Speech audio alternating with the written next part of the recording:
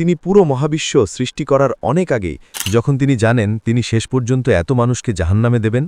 দোষটা মানুষের, ঈশ্বরের না। ঈশ্বর এতটা নিষ্ঠুর আনন্দপ্রয়াসী কিভাবে হতে পারেন? সর্বশক্তিমান ঈশ্বর কোরআনে বলেছেন, তুমি কি মানুষ হতে চাও? কেউ আমাকে জিজ্ঞেস করেনি। না ভাই। কিন্তু আপনার কি মনে আছে জিজ্ঞেস করা হয়েছিল? ভাই আমার কথা শোনেন, আপনি আর আমি বোকা ছিলাম। আমি কেন জাহান্নামে যাওয়ার ঝুঁকি নেই? আসসালামু আলাইকুম প্রিয় দর্শক, ডাক্তার জাকির নায়েক একজন নাস্তিক ভাই একই কঠিন প্রশ্ন করে ফেললেন। খুবই যুক্তিক একটি প্রশ্ন। 3 মিনিট ধরে ডাক্তার জাকির নায়েককে সে নাস্তিক ভাইটি প্রশ্ন করলেন।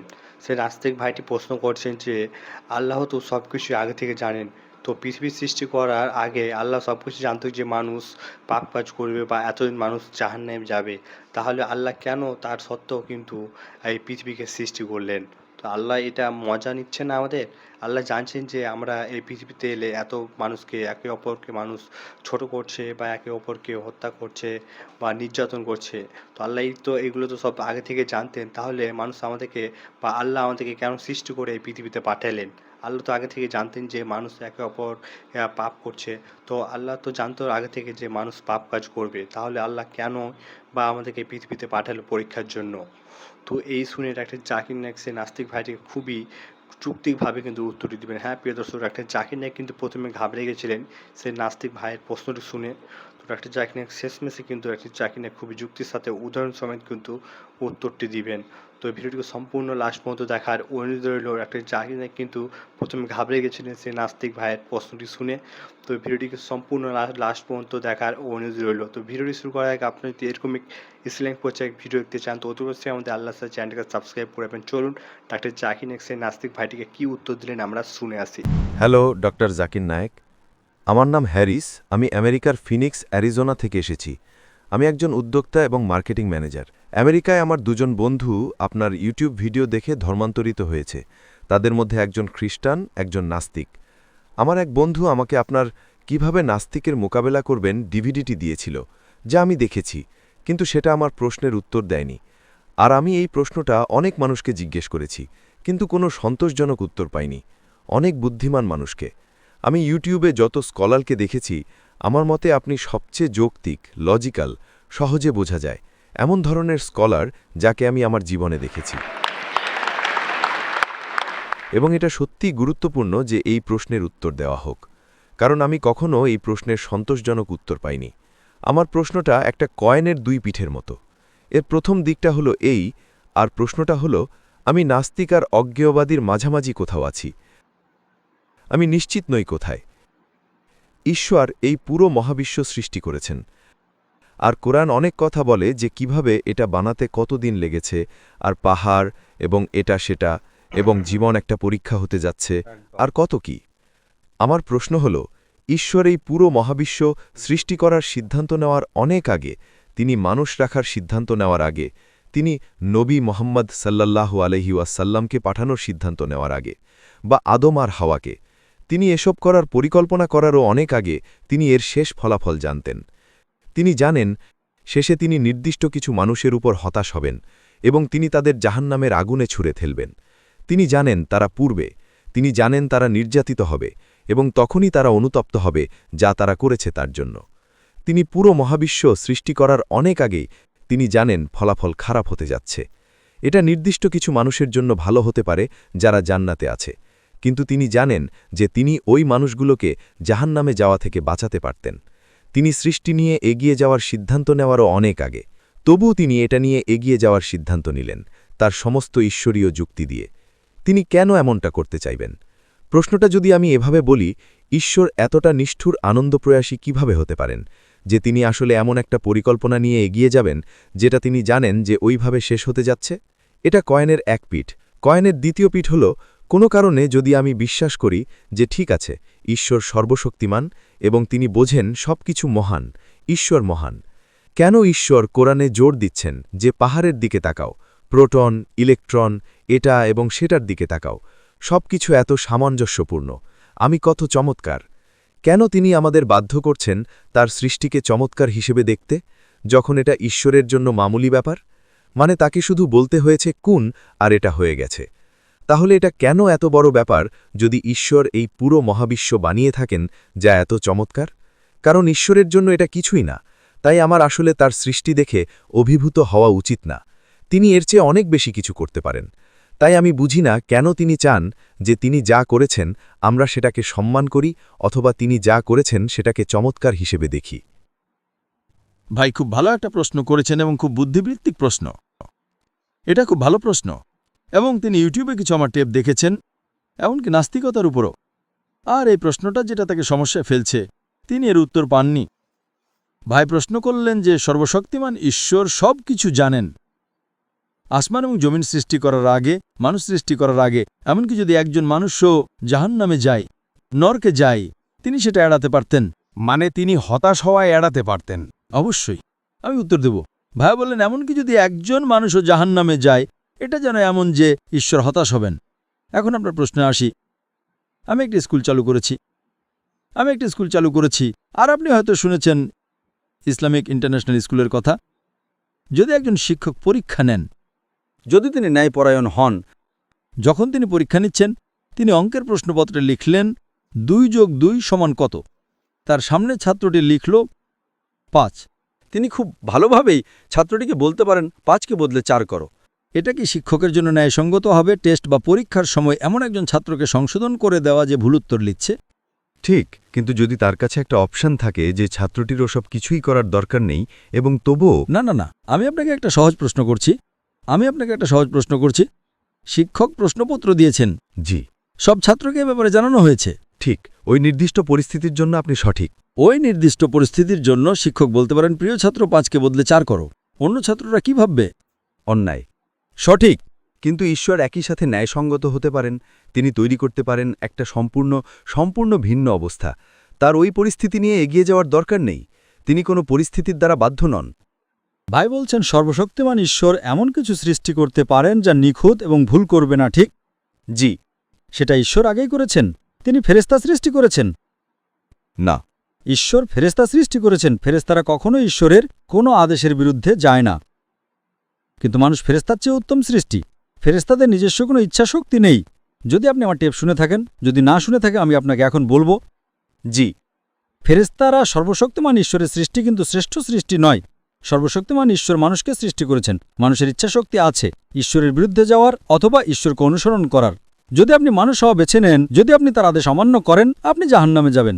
যদি আপনি তার আদেশ মানেন, আপনি ফেরেশতার চেয়ে শ্রেষ্ঠ, কারণ ফেরেশতার নিজস্ব কোনো ইচ্ছাশক্তি নেই। তাই সেই ঈশ্বরকে অনুসরণ করে এটা বিশাল কিছু না। মানুষ হলো সর্বশক্তিমান ঈশ্বরের উত্তম সৃষ্টি। সর্বশক্তিমান ঈশ্বর একটা ভিন্ন ইচ্ছাশক্তি দিয়েছেন। ওটা একটা ভিন্ন প্রশ্ন যে সর্বশক্তিমান ঈশ্বর জানেন, কারণ তার অদৃশ্য জ্ঞান আছে, তার ভবিষ্যতের জ্ঞান আছে। তিনি অনেক বেশি শ্রেষ্ঠ। তাই তিনি এমন একটা সৃষ্টি তৈরি করেছেন যার ভিন্ন ইচ্ছাশক্তি আছে। দোষটা মানুষের, ঈশ্বরের না। না, কিন্তু ঈশ্বর আমাদের ওই ত্রুটি দিয়েই সৃষ্টি করেছেন, আর তিনি জানেন তিনি সেটা এড়াতে পারতেন। ত্রুটি নয়, এটা ত্রুটি নয় ভাই, এটা ইচ্ছাশক্তি। কিন্তু কেন তিনি আমাদের স্বাধীন ইচ্ছা দিয়েছেন যখন তিনি জানেন তিনি শেষ পর্যন্ত এত মানুষকে জাহান্নামে দেবেন? তিনি কেন এমন কিছু করছেন যে একজন মানুষ, সেটা ভিন্ন একটা সৃষ্টি। যেমন আপনি কি এমন কিছু সৃষ্টি করতে চাইবেন যা নিজের মধ্যে করে ভাবতে পারে, নাকি আপনি এমন কিছু সৃষ্টি করতে চাইবেন? কেন একজন এত দয়ালু হয়ে ভাই আমি সেটাই আপনাকে বলছি। আপনি যা চান, ঈশ্বর আগে ফেরেশতা সৃষ্টি করেছেন। আমি আপনাকে জিজ্ঞেস করছি, কোনটা বেশি উত্তম? একজন ফেরেশতা সর্বশক্তিমান ঈশ্বরকে অনুসরণ করছে, নাকি একজন মানুষ সর্বশক্তিমান ঈশ্বরকে অনুসরণ করছে? কোনটা উত্তম? আমার জন্য অবশ্যই, যদি আমি দ্বিতীয় সুযোগ পাই, আমি একজন ফেরেশতা হতে চাইব। আমি কেন জাহান্নামে যাওয়ার ঝুঁকি নেব? সঠিক। সেই জন্যই সর্বশক্তিমান ঈশ্বর সূরা আরাফ অধ্যায় নম্বর 7 আয়াত 172 বলেছেন, সর্বশক্তিমান ঈশ্বর আদমের ওরস থেকে সমস্ত মানুষকে বের করলেন এবং তাদের জিজ্ঞেস করলেন কি ঈশ্বর কি একজন? সবাই একমত হল। সর্বশক্তিমান ঈশ্বর সূরা হাসর অধ্যায় নম্বর 50 আয়াত 21 বলেছেন, যদি সর্বশক্তিমান ঈশ্বর কোরআনকে পাহাড়ের উপর নাজিল করতেন, পাহাড় ধসে পড়ত।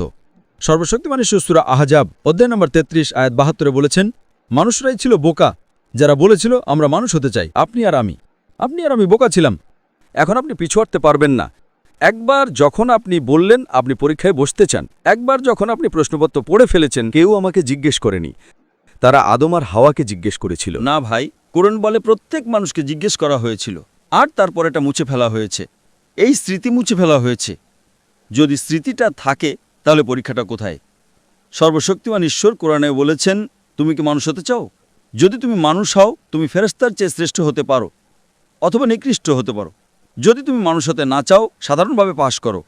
তর্কের খাতিরে ধরলেও এমনকি সেই ক্ষেত্রে ভাই আমাকে শেষ করতে দিন, দয়া করে আমাকে শেষ করতে দিন। ঠিক আছে, আপনি প্রশ্ন করেছেন, যদি আপনি মাঝখানে কথা বলেন আমি কিভাবে উত্তর দেব?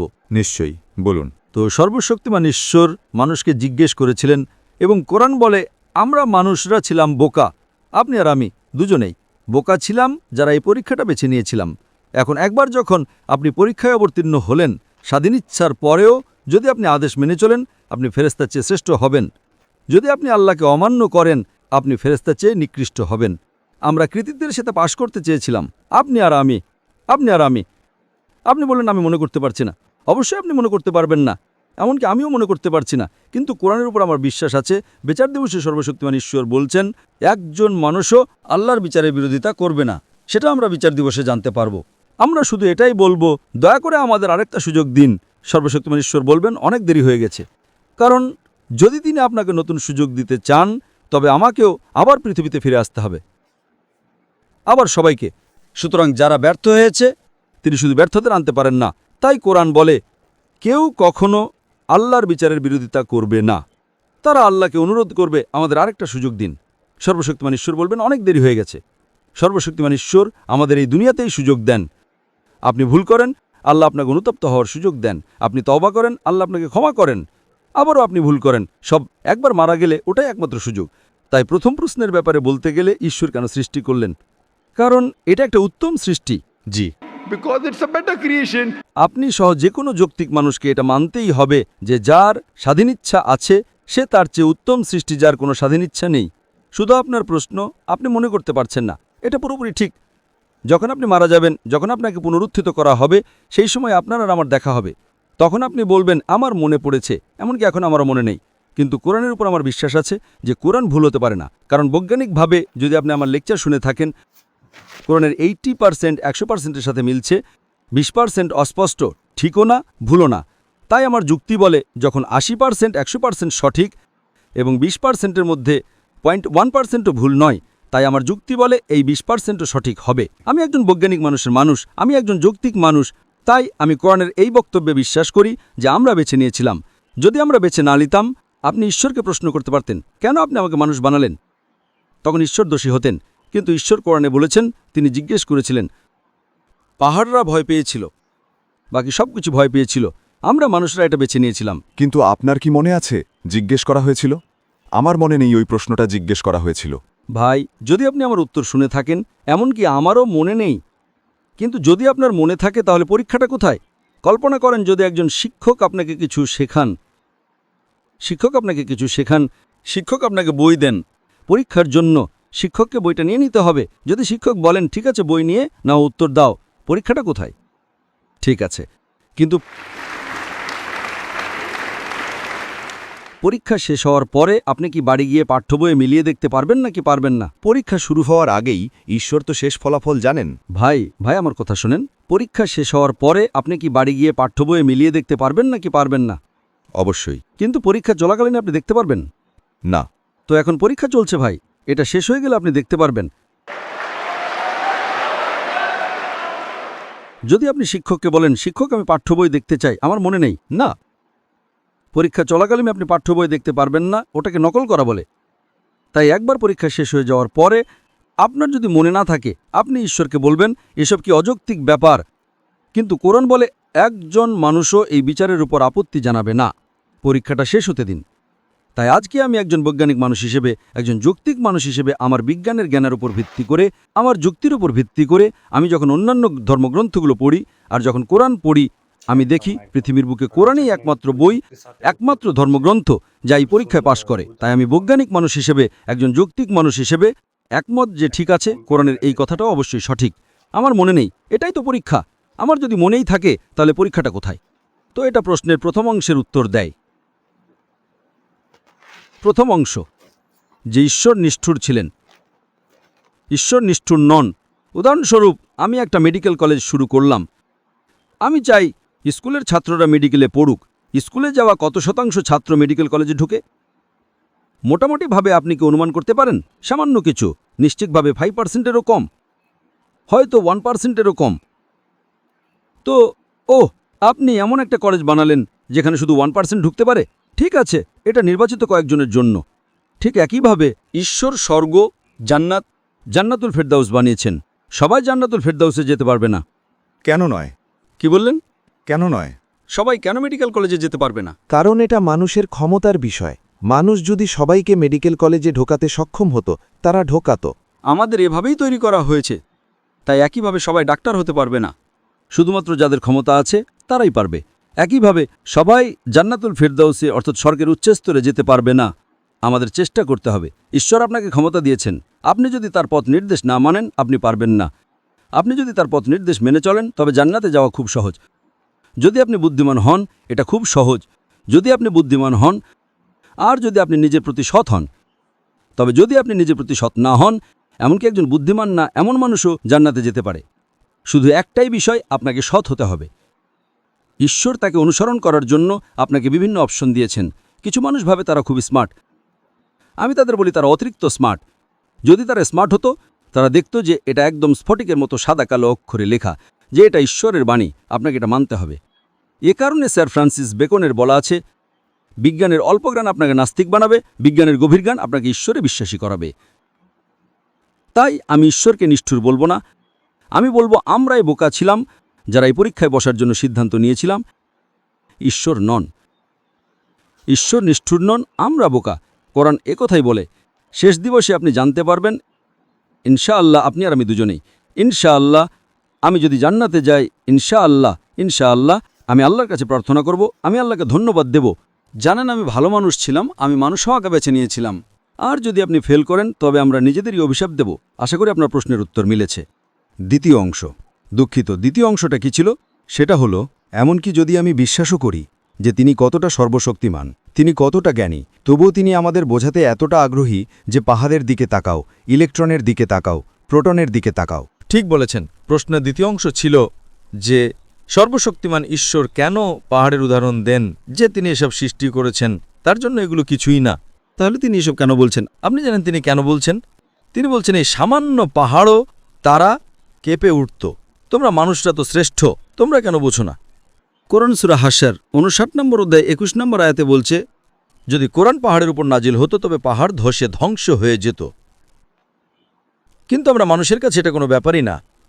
এই উদাহরণটা দিয়ে বোঝানো হচ্ছে যে এই জিনিসগুলো যা এত শক্তিশালী পাহাড় ইত্যাদি যা তিনি সৃষ্টি করেছেন, তা তাদের ইচ্ছা সমর্পণ করে দিত। তোমরা মানুষরা কেন করো না? তিনি একটা উদাহরণ দেওয়ার চেষ্টা করছেন যে আমরা বোকা। তিনি নিজেকে প্রশংসা করার চেষ্টা করছেন না।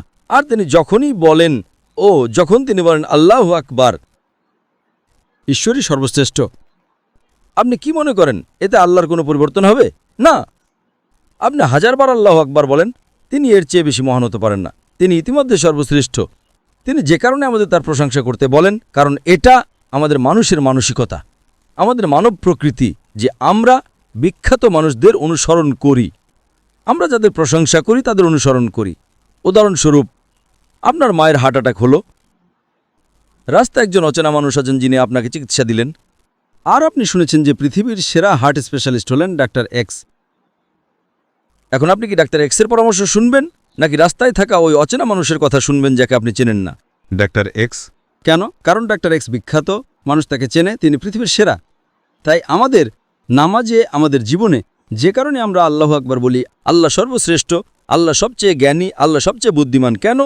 আমরা যদি এটা বলি তাতে আল্লাহর কোনো লাভ হয় না, আমাদের লাভ হয় যে আমরা যদি তার প্রশংসা করি, আমরা তাকে অনুসরণ করব। আমরা যদি অনুসরণ করি, আমরা জান্নাতে যাব।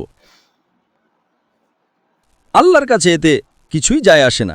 বুঝতে পেরেছি। তাই আল্লাহ বলেন, তোমরা কি তবুও বিশ্বাস করবে না? তোমরা কি তবুও বুঝবে না? তার মানে কোরআন মানুষের বোঝার জন্য নাজিল করা হয়েছে, তাই তিনি এই উদাহরণ দিচ্ছেন, নিজেকে মহান করার জন্য নয়। তিনি আগে থেকেই সর্বশ্রেষ্ঠ। আপনি আল্লাহ সর্বশ্রেষ্ঠ বললেও আল্লাহর কিছু যায় আসে না। তিনি আপনাকে বলছেন আল্লাহর আপনার দরকার নেই, আপনার তাকে দরকার। তাই যখন আমরা তার প্রশংসা করি, এটা মানুষের সাইকোলজি, যে আপনি যার প্রশংসা করেন, যার সম্পর্কে ভালো কথা বলেন, আপনি তার উপদেশ মেনে চলার চেষ্টা করেন। তার উপদেশ মেনে চললে আপনার লাভ হবে, তার লাভ হবে না। তিনি ইতিমধ্যেই সর্বশ্রেষ্ঠ, তিনি ইতিমধ্যেই দয়ালু। তাই এগুলো হলো তার তৈরি করা নিয়মকানুন। তিনি আমাদের স্রষ্টা, তিনি আমাদের মানসিকতা জানেন। আপনি একজন বিজ্ঞানের ছাত্র, ঠিক, আমিও বিজ্ঞানের একজন ছাত্র। যখন আমি জানতে পারি যে আল্লাহ এমন বৈজ্ঞানিক সত্যের কথা উল্লেখ করেছেন যা আমরা আজ জানতে পেরেছি 50-100 বছর আগে, এটা আল্লাহর উপর আমার বিশ্বাস বাড়িয়ে দেয়। আল্লাহর সূরা ফুসসিলাত 40 নম্বর অধ্যায় 53 নম্বর আয়াতে বলেছেন, سنريهم آياتنا في الآفاق وفي أنفسهم حتى يتبين أنه الحق। শীঘ্রই আমরা তাদের জন্য দিগন্তের দূরবর্তী অঞ্চলে এবং তাদের নিজেদের মধ্যেও আমাদের নিদর্শনগুলো দেখাবো, যতক্ষণ না তাদের কাছে স্পষ্ট হয় যে এটাই সত্য। তাই আল্লাহ এই উদাহরণ দিচ্ছেন যাতে আমাদের লাভ হয়, তার কাছে এর কোনো পার্থক্য নেই। এটা আমাদের লাভ করছে, তাই তিনি আমাদের তাকে অনুসরণ করার একটা সুযোগ দিচ্ছেন যাতে আমরা স্বর্গে যেতে পারি। আশা করি এতে আপনার প্রশ্নের উত্তর মিলেছে ভাই। আমি তার শক্তি উপলব্ধি করি এবং আমি বুঝি যে তিনি অসাধারণ এবং তিনি যা কিছু করেছেন সবই অসাধারণ। কিন্তু এই মহাবিশ্ব সৃষ্টিতে তার কৃতিত্ব দেখে আমার কি অবাক হওয়া উচিত?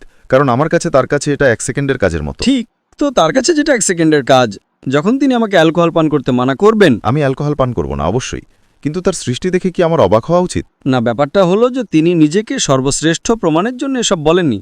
যদি আপনি বিশ্বাস করেন যে তার জন্য এগুলো কিছুই না, তাহলে এমন কাউকে মিথ্যে বলবে না। তাই তিনি যদি বলেন অ্যালকোহল পান করো না, আপনি তাকে প্রশ্ন করবেন না।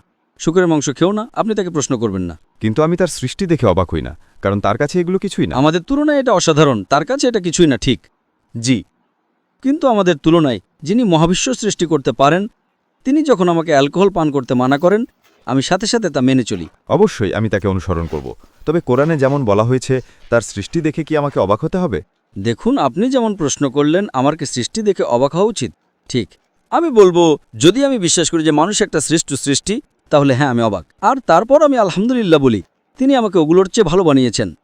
তাই আমি যদি অবাক হই, তিনি পাহাড় বানিয়েছেন, তিনি তারা বানিয়েছেন, তিনি সূর্য বানিয়েছেন, কিন্তু তিনি জাকির নায়েককেও বানিয়েছেন, তিনি একটা মানুষ বানিয়েছেন, আর আমরা সৃষ্টির সেরা। তাই তিনি এই উদাহরণগুলো দেন যাতে আমরা বুঝতে পারি তিনি আমাদের কি উপকার করেছেন, তিনি আমাদের প্রতি যত অনুগ্রহ করেছেন। এই নিদর্শনগুলো নিয়ে কথা বলে, প্রোটন নিয়ে কথা বলে, পাহাড় নিয়ে কথা বলে, অবশেষে তিনি বলেন মানুষ হলো শ্রেষ্ঠ সৃষ্টি। তাই তুলনামূলকভাবে আমাদের মানতেই হবে যে আমাদের সৃষ্টিকর্তা এই মানব দেহ, অণু, ডিএনএ, এই জটিল জিনিসগুলো সৃষ্টি করেছেন, যা কখনো এমনি হতে পারে না। তাই এভাবেই আমরা মানুষের সৃষ্টি দেখে অবাক হই। যদি আপনি অবাক না হন, শুধুমাত্র অবাক হওয়ার মাধ্যমেই আমরা আত্মসমর্পণ করি যে তিনি আমাদের সৃষ্টিকর্তা, তিনি উপাসনার যোগ্য, আর কেউ তা করতে পারে না। আমরা যাতে তার উপাসনা করি এবং পরীক্ষায় পাশ করে স্বর্গে যেতে পারি, এসবের জন্যই। আশা করি আপনার প্রশ্ন উত্তর মিলেছে ভাই। বিল গেটস যদি আমাকে $100 দেন, তিনি আমাকে সেই টাকা দিয়েছেন বলে কি আমার অবাক হওয়া উচিত? আমি শুধু এই শেষ উত্তরটা দেব। উনি বললেন বিল গেটস যদি আপনাকে $100 দেন, আমার কি অবাক হওয়া উচিত? আপনি কি অবাক হবেন? ভাই, প্রশ্ন হলো বিল গেটস আপনাকে $100 কেন দেবেন? আপনি যদি বলেন কোনো টম, ডিক আর হ্যারি আপনাকে $100 দিল, এতে অবাক হওয়ার কিছু নেই। বিল গেটস আমাকে $100 দিলেন, এটা এমন কিছু যে তিনি আপনাকে দিলেন। তিনি আপনাকে কেন দিলেন, অন্য কাউকে কেন নয়? কেন? তো প্রশ্ন হলো তিনি আপনাকে কেন দিলেন, এটাই হলো প্রশ্ন। ঠিক আছে, যদি কোনো টম, ডিক আর হ্যারি আপনাকে দেয়, যদি রাস্তার একটা মানুষ আপনাকে $100 দেয়, বিল গেটস, বুঝতে পেরেছেন? বুঝতে পেরেছি, আমি বুঝতে পেরেছি। তো এখন আপনি কনভিন্সড, তাই তো? হ্যাঁ, অবশ্যই, এটাই উত্তর। তো ইনশাআল্লাহ আমি আশা করি যে আপনি ইসলামের আরও কাছাকাছি আসবেন। তাই তিনি আমাকে টাকা দিয়েছেন, এতে আমার অবাক হওয়া উচিত নয়, বরং তিনি আমাকে টাকাটা দিয়েছেন, এতে আমার অবাক হওয়া উচিত। আলহামদুলিল্লাহ। বুঝতে পেরেছি। তাই সময় বাড়ানোটা সার্থক হয়েছে, আলহামদুলিল্লাহ। প্রিয় দর্শক, আপনারা শুনলেন সে নাস্তিক ভাইটির একটা জাকির নায়কে খুবই যুক্তিক একটি প্রশ্ন করেছিলেন যে আল্লাহ তো সব কিছু আগে থেকে জানেন, তাহলে পৃথিবী সৃষ্টি করার আগে থেকে তো আল্লাহ জানতেন যে মানুষ পাপ কাজ করবে, মানুষ জাহান্নামে যাবে। তার সত্ত্বেও আল্লাহ কেন আমাদেরকে এই পৃথিবী সৃষ্টি করে পাঠালেন আমাদের পরীক্ষার জন্য? আল্লাহ তো জানতোই প্রথম থেকে যে আমরা পাপ কাজ করব, আমরা ভুল করব, তাহলে কেন আল্লাহ আমাদেরকে এই পৃথিবীতে সৃষ্টি করে পাঠালেন, বা আল্লাহ কেন আমাদের পরীক্ষা নিচ্ছেন? তো এটা আল্লাহ আমাদের মজা নিচ্ছেন না? তো ডাক্তার জাকির নায়েক সেই ভাইরে কিন্তু নাস্তিক ভাইয়ের খুবই যুক্তির সাথে উত্তর দিলেন। মার্শাল্লাহ, এই ডাক্তার জাকির নায়েক এই জন্যই জ্যান্ত কম্পিউটার বলে থাকি। হ্যাঁ প্রিয় দর্শক, তো ডাক্তার জাকির নায়েক কিন্তু খুবই যুক্তির সাথে উত্তরটি দিলেন, খুবই উদাহরণ সমেত, খুব সিম্পলভাবে কিন্তু উত্তরটি দিলেন। আমরা প্রথমে কিন্তু আমিও ঘাবড়ে গেছিলাম সে নাস্তিক ভাইয়ের প্রশ্নটি শুনে, কিন্তু ডাক্তার জাকির নায়েক খুব সুন্দরভাবে কিন্তু উত্তরটি দিলেন সে নাস্তিক ভাইয়ের। তো প্রিয় দর্শক, এই জন্যই ডাক্তার জাকির নায়েককে আমরা জ্যান্ত কম্পিউটার বলে থাকি। তো প্রিয় দর্শক, ডাক্তার জাকির নায়েক এরকম শিক্ষামূলক ইসলাম প্রচার ভিডিও পেতে হলে কিন্তু আমাদের আল্লাহ আস্তার চ্যানেলটিকে সাবস্ক্রাইব করতে ভুলবেন না। এই ভিডিওটিকে বেশি বেশি শেয়ার করে দেবেন। আমাদের মা মা বোনদেরকে দেখার সুযোগ করে দিবেন। তো দেখা হবে নতুন একটি ভিডিওর সাথে, ভালো থাকবেন।